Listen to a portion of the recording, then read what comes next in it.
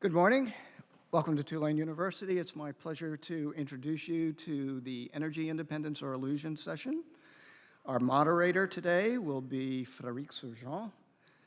And if time allows, during the course of this presentation, you can submit questions digitally if you scan the barcode, which I think is on the screen.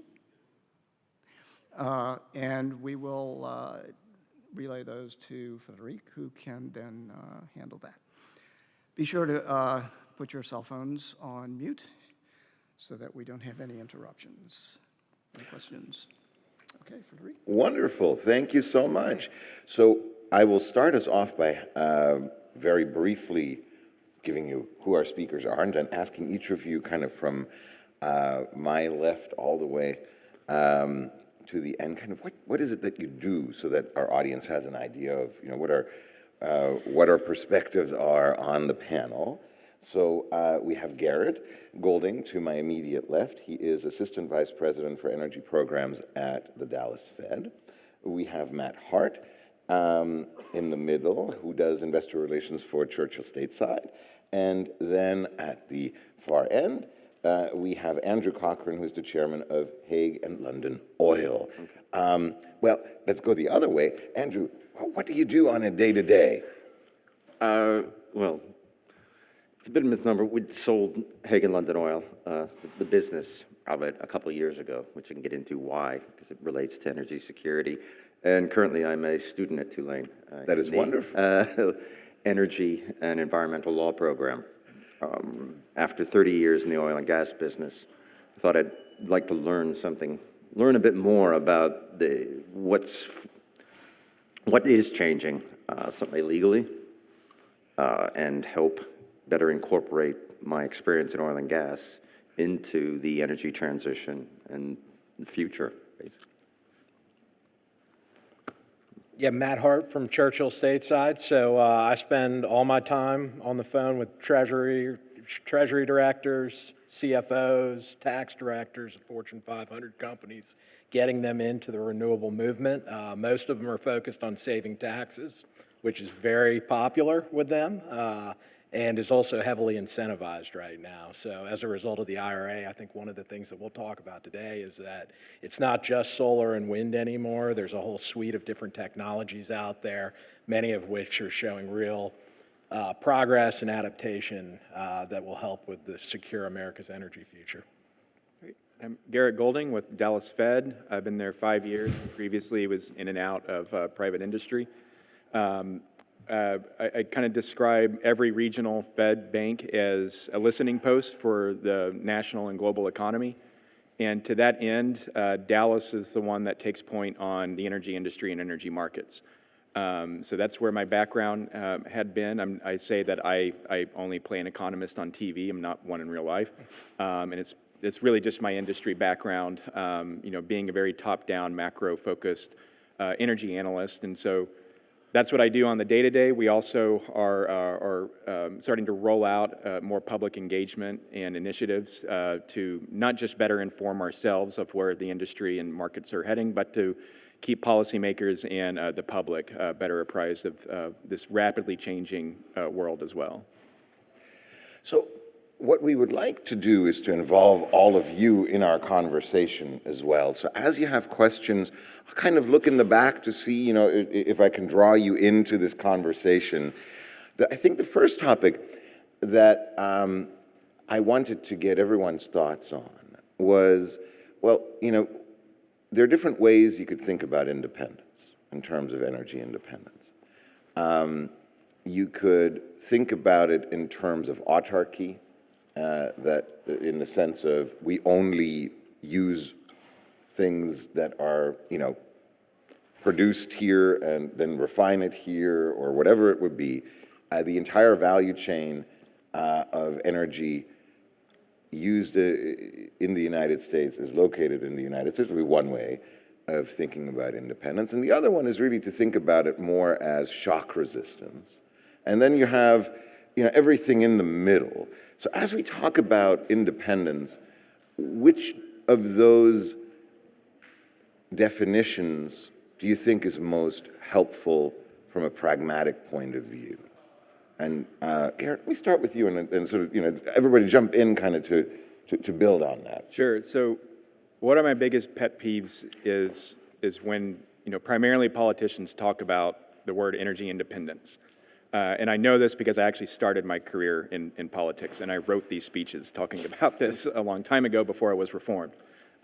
So the general belief, I think, among the broader public and a lot of leaders is that we can become an island of energy where we produce as much as we need, we consume it all here, we're not vulnerable to outside shocks, we don't have to even care about the Middle East anymore. And this is a mirage in a lot of ways. And it gets very complicated very quickly when you start talking about heavy and light crude oil, sweet and sour crude oil. It's not a homogeneous commodity. We need to be interconnected with global markets just as much as global markets now need to be connected to us in oil production and the type of oil that we produce that we can't refine here and need to send overseas. So I think from an energy independence perspective on crude oil, we are there in many ways, and in your second definition of being resilient to outside shocks, resilient not just in security of supply, but also the way that we consume it as well has evolved much differently since this conversation began 51 years ago after the 73 Arab oil embargo. So we've broadly achieved a lot of those objectives, but in a way that people still don't quite understand, and by people I mean the energy independence by I think the more broadly used definition of this. Natural gas is a little bit different. It's a more regionally segmented market out there. We do have much lower prices here than anywhere else in the world because it's extremely hard to connect to global markets with natural gas. Now we do with LNG terminals and whatnot, but because that volume is such a smaller proportion of globally consumed gas versus what we have with oil, you do have these regional pricing dynamics that are affected much more by regional consumption, production, and weather, storage capacity, all these kinds of things. And so we are really there from an energy independence perspective on natural gas.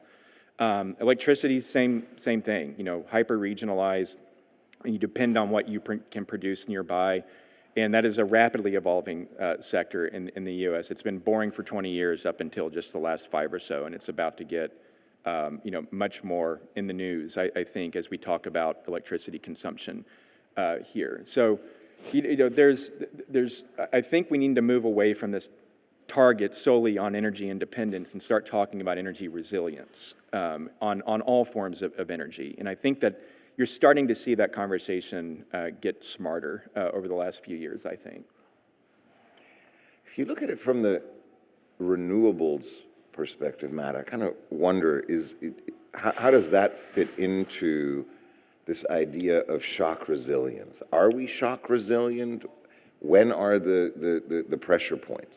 Yeah, sure, and happy to get into renewables and how, there are a lot of dynamics of renewables having a significantly lower OpEx, higher upfront CapEx. But maybe just to add on that, energy independence is so key for our quality of life in America, and you can trace back to the quality of living of every civilization, back to the first people that were able to harness wind in their sails and venture out, through the Industrial Revolution, now to the AI revolution, which is taking a tremendous amount of energy. And if we're going to be on the forefront of all of those, we need to control our own energy sources. So before I put on my green glasses for renewables, the Tulane Business Forum that took place at the end of September had Dan Brouillette, former Trump energy advisor after Rick Perry, Department of Energy head, and he talked about an individual negotiation they had with Saudi Arabia, where Trump muted the phone, had everybody crunch the numbers of whether or not they needed Saudi oil, and then the answer came back as no, and that completely changed the negotiation going forward. So it's a great example, individual example of how powerful controlling your own energy source is. So now I'll put on my green glasses for renewables, where I spend all my time renewables are still, if not a nascent technology, growing technology that require a large upfront capital expenditure. That being said, the traditional forms, solar, wind, you're putting nearly all of that capital expenditure up front, much of which is subsidized, and then there are very, very low operating expenses going forward. So you don't have hundreds of people showing up the same way you would at a nuclear plant or a combined cycle natural gas plant. I have to think making those investments up front for long 20, 30, 40-year streams of energy will only help America's energy independence going forward. And happy to dig in further, as we explore it. I kind of wonder from an industry perspective, how do you see this independence thing play out? I mean, is this something that makes any kind of sense as a business person? Yeah, I think one of the reasons I'm on this panel is because I've spent the bulk of my 32 years in the industry internationally, and the last 20 of that in Europe, and primarily corporate finance for energy. And I bring that up because the European Union and Europe in general is a case study in what not to do in terms of energy security.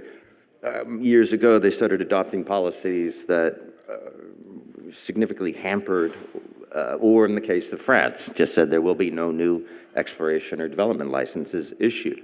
The assumption was they had enough gas from Russia. In February 2022, that changed. But to put in perspective, what I think most people don't know is there's 1.5 BCF of Russian gas being transported every day under the front lines in Ukraine. So somehow they know what not to blow up. But it's how interconnected they are, that despite the rhetoric, the full-on war, there's still 1.5 BCF of gas transporting right under those front lines. But I think the reason I bring up Europe is because that is what is not to do. They don't have the resources the U.S. does. The U.S. is blessed with the ability to be independent. But another number that's probably quite shocking is if you take all the data centers that are to be built, they are not built currently, but if you extrapolate everything, and that probably won't happen, and if all of those were supported by natural gas-fired electricity, that would be I think 600 million cubic feet a day deficit. So that's the number from S&P, if you don't believe me. That will not all come from natural gas. There will be a mix. But it's just so that there's some real tension. So some companies think that, okay, well, if in a Trump administration, Trump 2.0, a big green light's going to go on for LNG exports. I've been told that's not necessarily the case because there will be tension of energy independence. It will be America first. So as you pointed out, muted the phone and said, what's my number? Similar situations to that, to say, okay, do I grant this LNG export permit? Crunch the numbers. Oh no, we might need that for data centers in Virginia. So the answer is no. So energy independence is possible if you have the resource or if you're a bit more pragmatic. And France is a great example of it. They stand out because more than 60% of the electricity is generated by nuclear. They are relatively energy independent. They're like the US of Europe, if you will, because years and years ago they bet heavily on nuclear, and that has paid off. Electricity is cheaper in France, and they're less subject to, say, shocks. So we sort of now have a sense of how we could look at independence, and what I wanted to move next to is to look at what our shocks might be, where they might come from, and how they might impact or stress test our independence. Before I do that, though, let me see if we have some questions out there. We do have some questions. The first question, do you believe there is a benefit in the U.S. incentivizing the oil and gas industries to continue as a net exporter? I think I heard that. Oh, so the question was whether let me make sure I get the question right, whether centralization of the oil and gas industry would be a factor benefiting independence. Is that? Well, I think more to incentivizing the oil and gas industry. Oh, sorry. If incentives would help with energy independence, So my guess would be that where this question might be coming from is this idea of drill, baby, drill. And are further incentives going to increase, or are likely to increase short-term U.S. oil and gas production? It could go the other way in terms if this administration, if there's significant erosion on the IRA, the Inflation Act, and 45Q codes for carbon and such things, these incentives, there is a threat currently in the investment community that those incentives could leave. I see more risk currently in some of those investments in the near term than in the oil and gas space. Yeah, and to add on to that, I mean, the oil and gas industry here, you know, we're at a record level of production right now. And to go faster than what's already baked in at the moment, you're facing a lot of headwinds for them that have nothing to do with regulations. And it has everything to do with the quality of the asset bases that they're working with now. You know, more predominantly, more than likely, is what the investors want, which is not for them to just drill and produce and grow at all costs, but rather to be focused on capital discipline. So those two, you know, big drivers are what are going to cap the ability for the U.S. to accelerate production growth, even if we had a lot more federal acreage or potentially a little bit easier permitting structure from the federal government. It helps some companies on the margin, and therefore, you know, that production tail on the margin going forward. But I can't see a whole lot changing over the next 24 months based off of federal regulation alone in the oil and gas sector. There's so little of it. One thing is probably worth noting, because this is a very U.S.-centric event, but the U.S. is very unique in that there is private ownership of mineral rights. That is extremely unique in the world. And for that reason, government policies will have a limited effect because it is private ownership. The current production in the country that is in federal, Gulf of Mexico, fair enough, but onshore in the shale phenomenon, very, very little of that falls into federal jurisdiction, and there's very little they can do. More likely, they could roll back provisions for green energies than promoting oil and gas. They can't necessarily say, go out and drill, baby, drill. It's going to be economics and price that will probably ultimately drive that. But it's one of the reasons this country could be economically, energy sufficient solely on their own resources is because of that private ownership. They don't have the ability to just say, tomorrow there will be no more oil and gas. Yep. So we have another question. Is China in the driver's seat in renewable energy supply chains? And if so, could we reduce our dependence on China?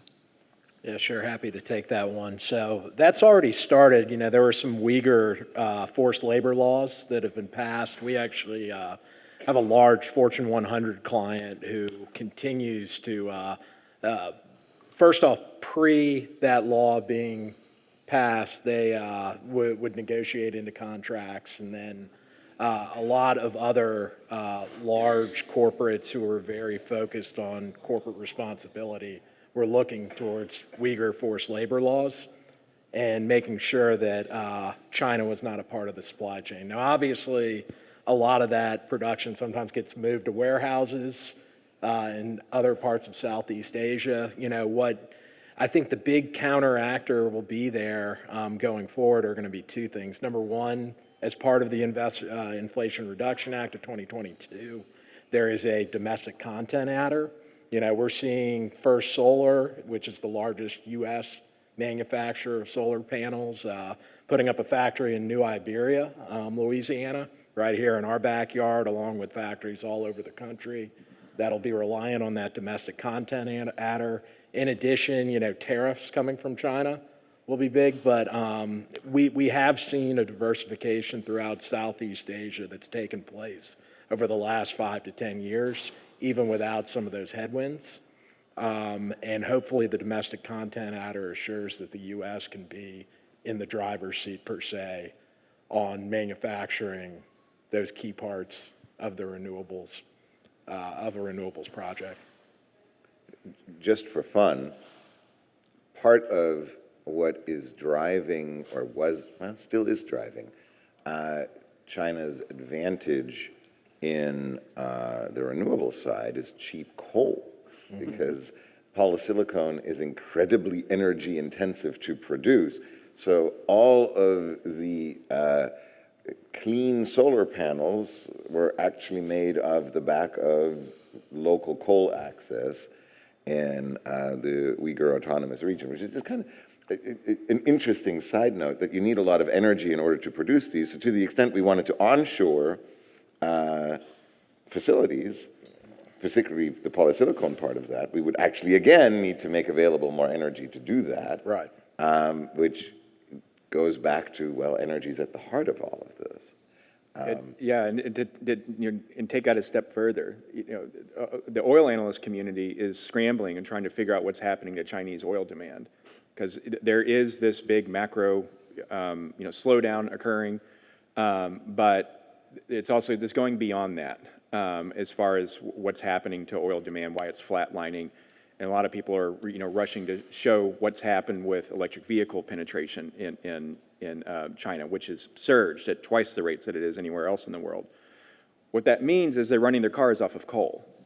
They're starting to back out a lot of oil imports. They're across the board a relatively resource-poor country, except for coal, which they have an abundance of, and they will continue constructing plants and transmission without abandon to get to the energy independence and security points that we've talked about. So there's this. A lot of people will look at their electric vehicle sales as this model for how we can accelerate sales elsewhere in the world.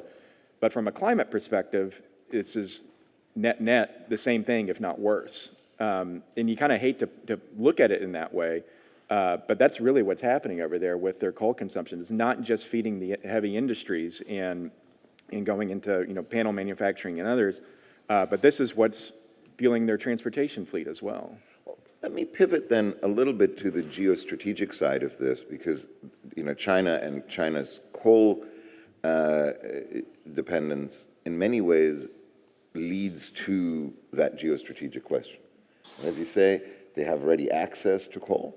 My understanding is they don't necessarily trust imports. And one of the geostrategic hotbeds is a geostrategic hotbed because of the significant gas reserves that it holds, and that's the South China Sea. How do you see the South China Sea playing into the energy confrontations of the future? It's mostly transportation. There's just a lot of hydrocarbon, be it coal, oil, or LNG that's passing through there. I think the excitement about the gas potential is far from proven. What has been discovered has got a lot of CO2 in it. The largest accumulations in the South China Sea, well, roughly 50% CO2 or inerts. So I think it's more about freedom of transportation than it ultimately would be about security of supply.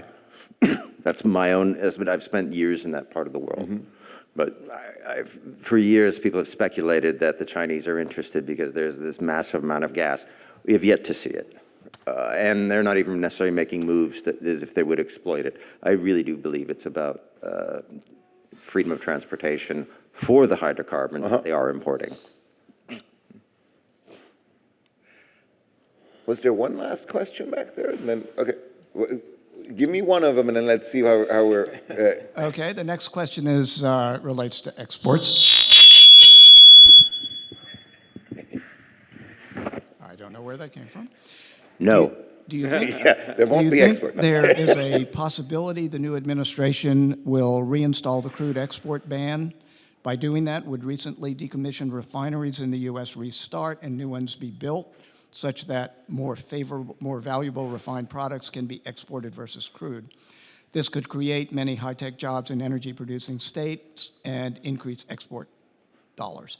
U.S. refineries operate with less emissions per barrel than foreign refineries. This could also result in less emissions globally for the same amount of U.S. crude being processed worldwide. I mean, I guess that's a two-part question, right? The first part is it likely that the U.S. will be isolationist when it comes to oil and gas and simply keep it here? Let's start with that one. I'd say less likely on both counts. You know, I mean, the point made on LNG, I think, is relevant and a possibility, depending if we get into some kind of situation where, you know, electricity prices start to skyrocket, you know, due to, you know, gas going to $10, $15 or something like that, which it's hard to see, but that would be a policy lever one would look at very closely.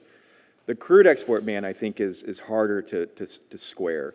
Again, going back to what I was mentioning earlier on sweet, sour, light, and heavy crudes, the ability for the U.S. refining sector to pivot and recalibrate to accommodate those volumes that we need to export right now would be in the billions of dollars of new CapEx to accomplish that, and ultimately would be counterproductive. I also do not suspect that most of the energy advisors that are in the president-elect's ear would want us to go down that path either, from what I know of them. So yeah, that's kind of what I would see how, you know, the export discussion evolve. And again, there would be some kind of triggering event to start to have this. You know, gasoline goes to $5 nationally, or again, you know, the electricity and natural gas spike. It's not something that comes out of discussion just out on its own. Let me move back a little bit to reintegrate the renewables discussion in this as well. Matt, what do you think are kind of the geopolitical stressors on the renewable side? So we've talked about oil, we've talked about gas, we've talked about transportation. What are the stressors that you see on renewables? Yeah, sure. So, you know, most renewables are still at the point where they are largely subsidized by policy. At this point, the Inflation Reduction Act. Now, a lot of those policies were in place well before the Inflation Reduction Act, going all the way back to George W. Bush era, and before that, if you're looking to the original history of the investment tax credit. What I see going forward, you know, from an international basis, you continue to see the marginal cost of the inputs go down for most projects. That's not only a result of more advanced EPCs, but just the nature of manufacturing, whereas you build it out, you know, the marginal cost per unit will decrease over time. Many of them now are less expensive per watt than peaker plants and other plants that are out there. And, you know, there's some real excitement surrounding batteries. So I think, you know, as we move forward from a domestic standpoint, it's going to be what parts of the IRA continue to be subsidized at the same rates. It was a very generous bill overall. So even if there's some fat cutoff, we'll call it, you know, there's still going to be tremendous momentum for renewables going forward. On an international basis, I don't see it slowing down at all. And the international market is significantly bigger, you know, than the U.S. when you add it all up. And kind of to follow up on that a little bit, one of the big advantages that China has achieved for itself geostrategically is in the materials side, not just raw materials, but also, you know, first level refinement. Do you see that as a geostrategic threat, that China could say, okay, let's flex some muscle here, and only if you're part of the Belt and Road Initiative will you get access to our materials? Yeah, and I think like any supply chain, it will be. I know we were talking the other day, Freddie, about how lithium ion is actually a byproduct of fracking wastewater, especially in the Marcellus Shale and some other areas. So I think the U.S. will need to get creative in terms of taking that lithium ion, which is currently largely coming out of a single mine in California domestically, but how do you harvest that when it's such a major part? So for grid resiliency, Tesla, obviously Elon's going to be a big part of the next administration. keeping those source materials at hand are going to be very important, and I'm sure the private market will figure out a way to assure that occurs. I mean, I'm sure the oil and gas industry would say you're welcome for all that lithium. Yeah, it's a moneymaker. I mean, isn't it wonderful?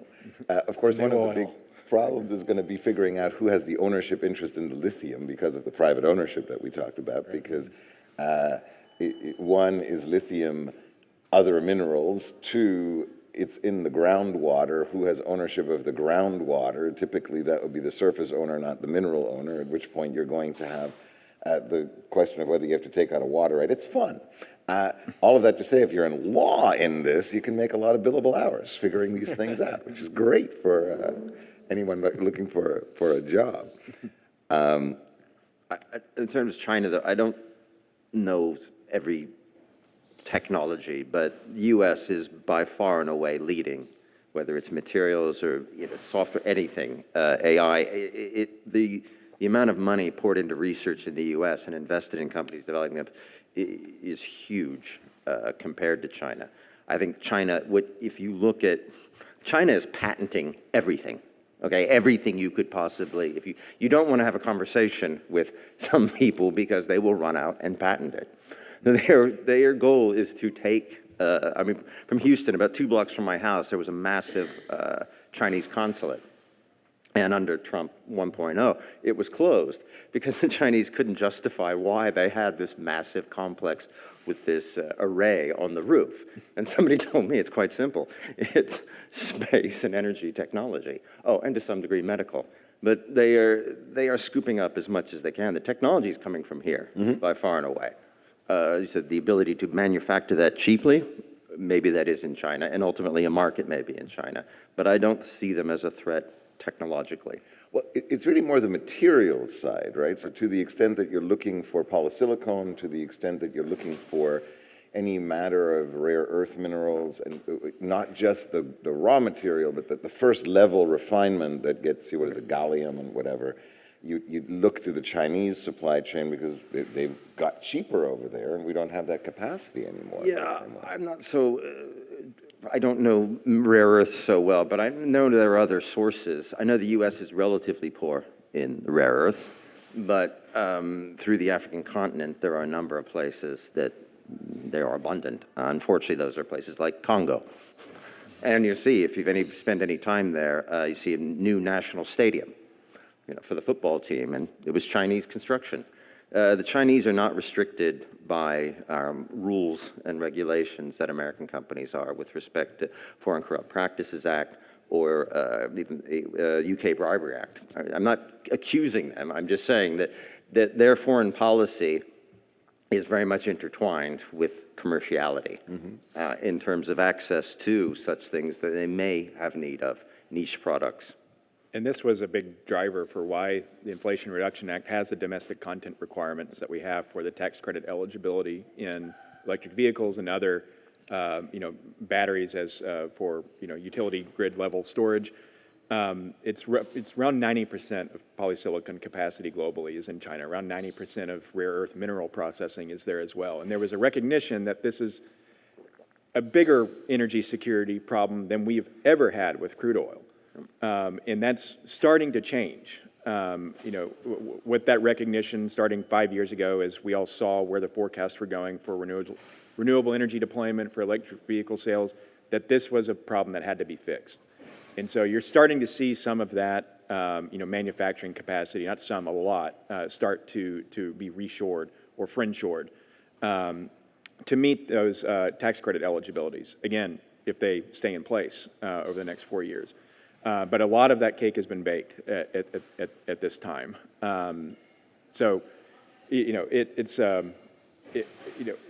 To turn this, back full circle to where we started, all of those minerals, all the manufacturing capacity out there is much more concentrated in ever fewer countries than we've ever had in oil or natural gas. And, fortunately, we're starting to fix that.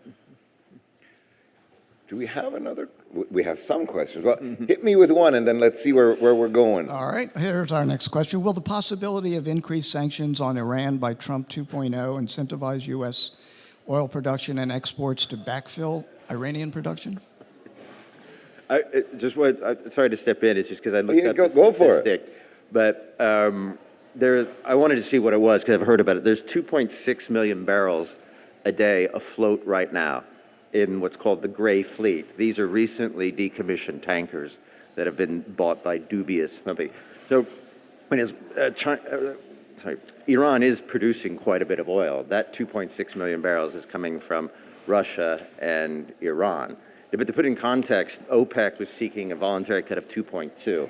That's still below what is the unofficial. And that's just the gray fleet. And that doesn't include probably even stuff that's coming out of Venezuela. So there is quite a lot. Iran is selling its oil. Funny enough, the U.S. is probably better off reducing sanctions as they'd seen in Venezuela because through the gray fleet, you don't know where the money's going. It tends to go through nefarious sources, middlemen. If it is legitimized, as Biden had tried to do with Venezuela in some sort of rapprochement, then at least it can be better accounted for. You can see that the money that they're selling the oil for goes actually to the people. But funny enough, I think Iran is actually more interested in gas currently because they're unable to get the technology of the construction to really exploit their domestic gas supply, so much so that they're currently in negotiations to import gas from Turkmenistan. Which for a gas exporting country is a very interesting development. To add to that development, a gentleman who refers to himself as the first buddy, Elon Musk, has just been spotted meeting with the Iranian UN ambassador, and the New York Times reported that the moderate part of the political establishment in Iran might very well be interested in a rapprochement with the United States under a Trump administration, I guess on the theory that only Nixon could go to China. Let's play this the other way. Let's say a deal is struck and all sanctions are lifted. What does that do geostrategically for energy markets? Well, it kind of turns that question on its head. That's not good for the U.S. shale producer. We are already in an oversupplied market. And that's continuing to be the case throughout next year, according to basically anyone's forecast, where demand growth globally is just not very strong, and it will be overwhelmed by non-OPEC supply growth before we even talk about OPEC re-entering and starting to taper back their cuts, which they keep pushing back for this very reason. So if you added, another 1 million barrels a day into the equation of Iranian oil, this sets up, a $60 or less crude world that is very hard for U.S. producers to eke out a profit on. Which would lead to then very interesting policy conundrums for a $1.86 gallon of gas versus U.S. energy independence in America First policy world, isn't it? I mean, that sounds like you'd get at a loggerheads, you'd get gasoline prices down, I presume. But you would, and there was a really great Washington Post. I want to say it was a fact checker article, and they did a really great job of just unpacking what $1.86 a gallon means. Nationally, what kind of crude oil price you would need to meet that, and what that would do to the industry here, which means they lay down rigs, they slash budgets, we start to roll down in production growth, decline in production, shut in production, until prices swing back up again, and then the crews hit the field again and production comes back on, which is not a great place to be too. And they talked to all the experts that you should talk to for this article, but they butchered the headline saying like Trump wants lower gas prices, here why that's a bad thing. So you lost half the readers right there, I think, with the headline. But they did a very good job unpacking what these dynamics are, I think. We do have another question. With global warming being a major issue, what steps are being taken to reduce emissions and global warming? To reduce emissions where? And global warming. Oh, to overall emissions reductions? Yeah, no, happy to maybe just run through, real quickly from a policy standpoint, where the IRA was coming from. So it did not just cover solar and wind, which were previously covered, but also added batteries, which are an important part of the total energy mix, along with a nuclear production tax credit that's coming online, hydro, biogas, dairy digesters, hydrogen fuel cells. I could name off about 10 more. Carbon sequestration. Carbon sequestration is the big one. And we were just, I was over in Houston the other month meeting with the oil majors, and all of them have some form of carbon sequestration project going on. So I think you can read from that a lot of these will still be around, all of which are either net neutral or, in the case of carbon sequestration, taking carbon out of the atmosphere. Like I said at the beginning of this, a lot of them are CapEx heavy up front, but then have significantly lower operating expenses going forward. So it'll be something to be determined, 10, 20 years from now, where that ultimate price per watt breaks out. But the IRA did a good job of that, I think, in terms of making it very inclusive for a handful of new technologies, or a couple dozen new technologies. And then that will likely be pared back somewhat, but a lot of the, meat will probably still be on the bones. Let me kind of pivot that question a little bit back to the geostrategic side of things. Mm-hmm. One of the things that you see with climate change is sea level rise, and China is one of the providers of assistance with seawalls, what have you. One of the deals that they strike with that is, yeah, but we get your coastline for defense purposes, meaning that they're arming the South Pacific to interdict U.S. operations and close the seas, at least arguably. Can we do anything to re-stabilize that? And if so, what? Well, I mean, we backed away from a pretty significant trade negotiation 8 years ago with Southeast Asia that, would have been some kind of counterbalance to something like that, or, and Belt and Road Initiative, as mentioned before. This is, probably the easiest lever for Washington to pull to intercept that dynamic that's taking place. Whether or not we get to that point over the next 4 years, we'll see. Mm-hmm. Well, I think we have time for one more question. One more question. How can industrial hemp be leveraged as a sustainable energy source? And what are the potential applications for biofuel, carbon sequestration, and renewable energy infrastructure? Kind of a long one.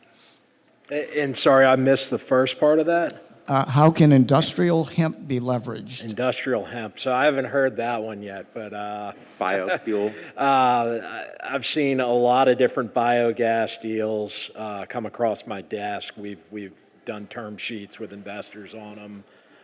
They're here. They're real. Some of the more popular ones are food waste. So you'll see it in large urban centers. Cow manure, different agriculture manure, waste, and then dairy digesters as well. We've seen, so it's a mix. A lot of the times it's directly related to people who already have access to those. So I think there was an article the other day with Fred Heeb, the local trash guy, talking about how he wants to handle it. But if you already have access to that feedstock that's not being utilized, and there are these incentives out there to see if it can be utilized, people want to do that. So we are entering our last minutes. Let me see if I can do a very quick wrap up and then give everyone one last comment before we close. And I think the wrap up that I would like to propose is energy independence is real. It is not an illusion, and the U.S. can play a stabilizing role in global energy markets. It just needs to choose to do so, and it's a bit of a treacherous path. So I think that's kind of where we've landed. Does that sound right to you guys? And the U.S. is very unique for a variety of reasons to be energy independent. Correct, yeah. Any more kind of on that? We have 10 seconds.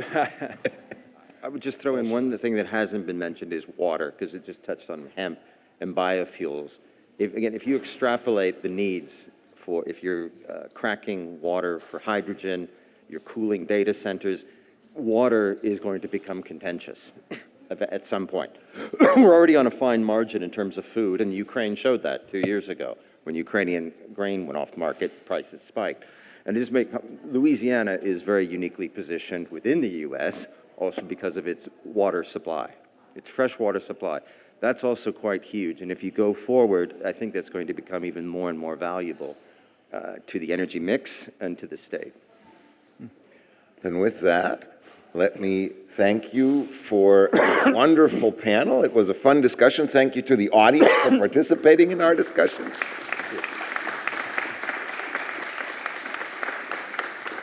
And I look forward to seeing everyone around the remaining sessions. Thank you. Thank you.